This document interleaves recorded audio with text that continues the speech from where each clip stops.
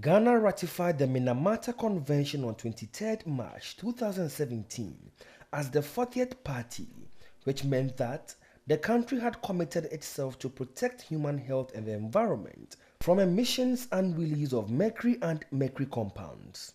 However, latest survey conducted on mercury releases into the environment indicate that although Ghana does not mine mercury, elemental mercury imported into the country is largely used in artisanal small-scale gold mining operations, healthcare facilities, meteorological services, among others.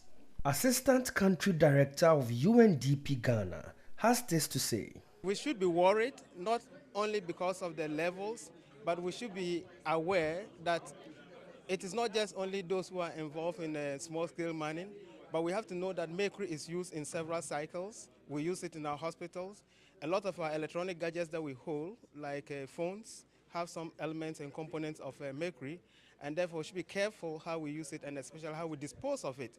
He also touched on some recommendations captured in the report. The report did provide some options and alternatives that we can use to mine, but also alternatives that we can use in our hospitals, and more particularly how we can be very mindful and careful in how we use and dispose of mercury, because it poses a lot of health challenges and environmental degradation. Minister for Environment, Science, Technology and Innovation, Professor Frimpong Boateng, who was present at the launch of the report, indicated that his ministry will study the report and take the necessary action. We are going to devise means of reducing it and also replacing mercury where it can be replaced, for example, in the mining. So this is a report that is going to help us know the sources, how to deal with the extent of poisoning, how to deal with it, and find a replacement for mercury.